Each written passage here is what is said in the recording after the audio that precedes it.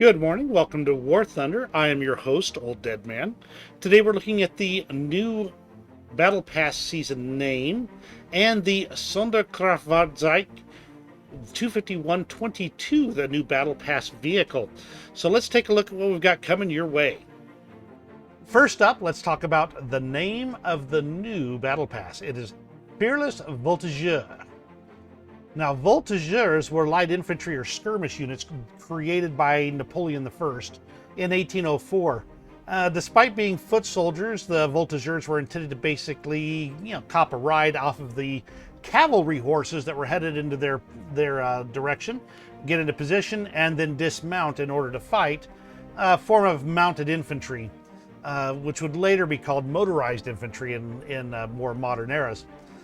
The term voltigeur means acrobat, hinting at the intended method of mounting horses on the fly for rapid deployment to a new front. Basically, they would jump on the rump of whatever cavalry horse was headed their way, then dismount, likely in a similarly acrobatic fashion, to engage the enemy. Originally, voltigeurs were considered by some of the best marksmen and even elite troops. However, by the end of the 1812 Russian campaign, wherein there were huge losses to the French voltigeurs, the overall quality of the units no longer set them apart from the mainline light infantry. The title of voltigeur experienced a few resurgences in the following years. Napoleon III added 2 brigades of voltigeurs to his Imperial Guard in 1854. The United States organized a regiment of voltigeurs and foot riflemen in 1847 for the Mexican-American War. The Belgians formed a Jagers de Paard battalion in 2011, which included voltigeurs platoons. All right, so that's kind of an interesting name. I kind of like it. It's kind of unique. It's interesting. It's definitely military in its nature, and has a long history behind it. The concept of voltigeurs is still present in our modern lexicon as light motorized infantry, in the same principles of it. So there's a lot of good, interesting aspects to this name. Now it'll be more interesting to see how they tie that into the theme of the overall Battle Pass season, and we'll see how that works out. In the meantime, let's talk about the first Battle Pass reward vehicle, the Sd.Kfz 251-22. Now this is a late World War II modification of the venerable Sd.Kfz 251 Os D armored half-track produced by Germany.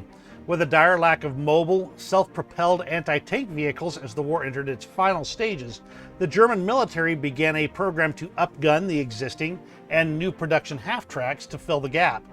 By taking the reliable half-track and adding a 75mm PaK-40 cannon, an effective and mobile tank destroyer was created.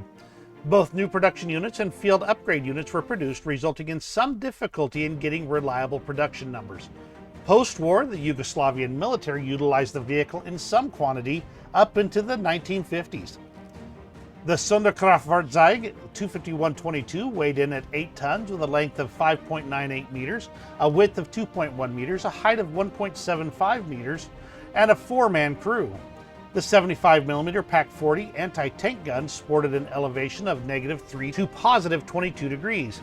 It could traverse 20 degrees to the left and 18 degrees to the right. The vehicle could carry 22 rounds of ammunition. It was also armed with a single 7.92mm machine gun mounted to a pintle at the rear of the fighting compartment, which I do not see represented in the models of the vehicle. So it may not actually be modeled in the production vehicle in the game. The vehicle's 100 horsepower Maybach HL42 TUKRM 6-cylinder engine propelled it up to 50 kilometers per hour on road or 10 kilometers per hour off road. The armor varied from 6 to 15 millimeters, barely enough to stop small arms fire, so don't be relying on that to keep you alive. It also has an open top, leaving it vulnerable to strafing and other machine gun fire. Between the armor and the heavy gun, the chassis is overloaded, resulting in rather lacking levels of maneuverability. In War Thunder, the Sd.Kfz 251-22 will be joining the Rank 2 German Premium Tree as a Battle Pass reward vehicle. It will sport its excellent 75mm cannon and premium bonuses, but will need to be played pretty carefully to maximize its potential, as it has poor protection, and I'd rate it as pretty poor mobility as well. So what did you think of the new vehicle and the Battle Pass season name? Is it something that's going to get you excited for the coming season? Let me know in the comments below, and give me a thumbs up if you enjoyed this video.